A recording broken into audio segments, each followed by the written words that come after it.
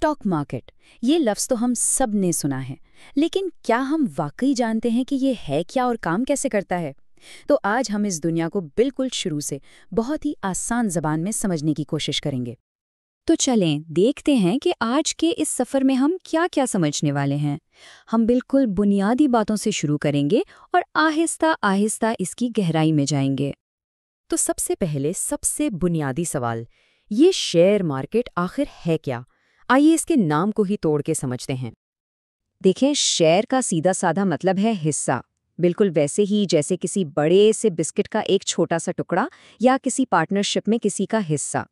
ये दरअसल किसी कंपनी की मलकियत का एक बहुत ही छोटा सा टुकड़ा होता है।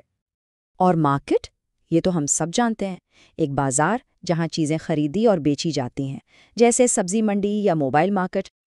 अब जब इन दोनों को जोड़ते हैं, शेयर और मार्केट, तो क्या बनता है? शेयर मार्केट, यानी एक ऐसी जगह, एक ऐसा बाजार जहां कंपनियों के यही छोटे छोटे हिस्से यानी शेयर्स खरीदे और बेचे जाते हैं। अच्छा, एक और बात, हो सकता है कि स्टॉक मार्केट या स्टॉक एक्सचेंज जैसे नाम भी सुनने में आएं। घबराने की बिल्कुल ज़रूरत नहीं, ये सब एक ही चीज़ के मुख्तलिफ नाम है, मतलब बिल्कुल एक ही है। लेकिन यहाँ एक बड़ा सवाल पैदा होता है, आखिर कंपनियों को अपने हिस्से बेचने की ज़रूरत ही क्यों पड़ती है? इसके पीछे एक पूरी कहानी है, चलें समझते हैं। फ़र्ज़ करें एक बहुत बड़ी कंपनी है, उसे एक नई फैक्ट्री लगानी है। अब उसे बहुत बड़ी रकम चाहिए। उसके पास दो रास्ते हैं, या तो बैंक से भारी सूद पर कर्ज ले या फिर अपनी कंपनी के छोटे छोटे हिस्से आवाम को बेच दे। ज़्यादातर कंपनियां दूसरा रास्ता चुनती हैं। लोग ये हिस्से खरीदकर कंपनी के छोटे छोटे मालिक बन जाते हैं। लेकिन अब एक मसला है, जिसने हिस्सा खरीदा उसे अचानक अपने पैसे वापस चाहिए। कंपनी तो वो पैसा फैक्ट्री में लगा चुकी है, तो वो क्या करे? यहीं पर इसी मसले के हल के लिए शेयर मार्केट वजूद में आती है। ये एक ऐसी जगह है जहां पहला सरमायाकार अपना हिस्सा किसी दूसरे सरमायाकार को बेच सकता है, जिसे वो हिस्सा खरीदने में दिलचस्पी हो। इसी को लिक्विडिटी कहते हैं, यानी अपने शेयर्स को आसानी से कैश में बदलने की सलाहियत। अच्छा, तो ये जो पूरा सिस्टम है, ये कोई नई चीज़ नहीं है। इसकी जड़ें सदियों पुरानी हैं।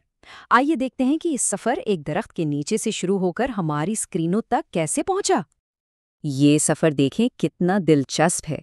1600 की दहाई में डच ईस्ट इंडिया कंपनी ने पहली बार अवाम को शेयर्स बेचे। फिर 1773 में लंदन स्टॉक मार्केट बाकायदा बनी। और हमारे लिए सबसे अहम 1875 में एशिया का सबसे पुराना stock exchange Bombay stock exchange Mumbai में एक बरगद के दरख्त के नीचे शुरू हुआ। और फिर 1992 में आया एक बड़ा इनकलाब, जब नेशनल स्टॉक एक्सचेंज यानी एनएसई बना और सारी ट्रेडिंग कंप्यूटर स्क्रीनों पर मुंतकिल हो गई। चलें, अब खास तौर पर हिंदुस्तान की बात करते हैं और देखते हैं कि यहाँ वो कौन सी दो बड़ी मार्केटें हैं जहाँ ये सारा एक्शन होता है। हिंदुस्तान में दो सबसे बड़े खिलाड़ी हैं, बीएसई यानी बॉम्बे स्टॉक एक्सचेंज और एनएसई यानी नेशनल स्टॉक एक्सचेंज। बीएसई बहुत पुराना है, एशिया का सबसे पुराना, लेकिन एनएसई जो 1992 में बना, उसमें खरीदो फरोख्त यानी ट्रेडिंग बहुत ज़्यादा होती है। अब इसका फ़ायदा क्या है? ज़्यादा ट्रेडिंग का मतलब है ज़्यादा लिक्विडिटी, यानी वहाँ किसी भी वक्त शेयर खरीदने वाले और बेचने वाले आसानी से मिल जाते हैं। अब एक और दिलचस्प बात समझते हैं। शेयर्स की खरीदो फरोख्त तो होती है, लेकिन इसमें दो अलग-अलग मरहले हैं। एक, जब शेयर पहली बार दुनिया में आता है, और दूसरा, जब वो आपस में खरीदा बेचा जाता है।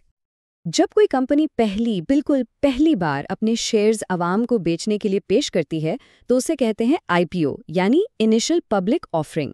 ये समझ लें कि ये मार्केट में किसी शेयर की पैदाइश का लम्हा है।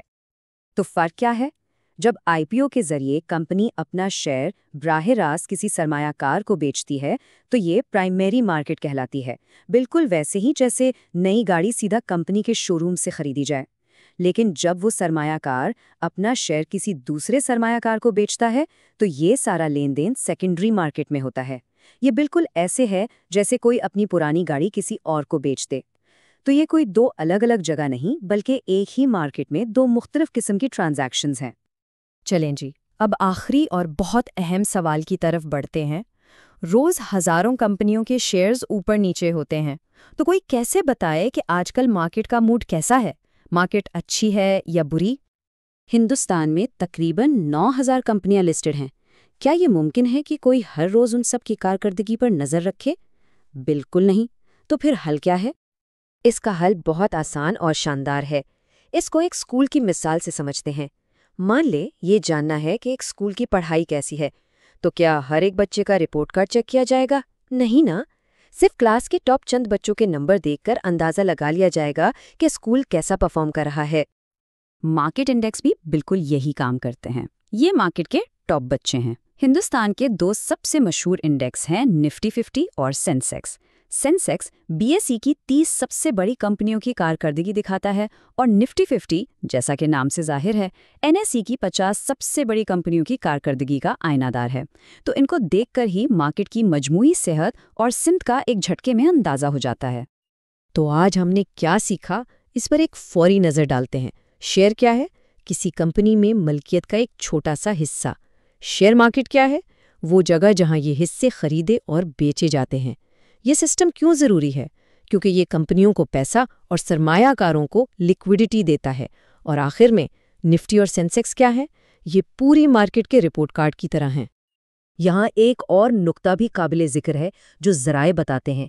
कुछ सरमायाकारों के लिए उनके मजहबी अकायद भी उनके फैसलों पर असरअंदाज होते हैं, और वो इसी बुनियाद पर तय करते हैं कि कौन से शेयर्स खरीदना या बेचना जायज़ है।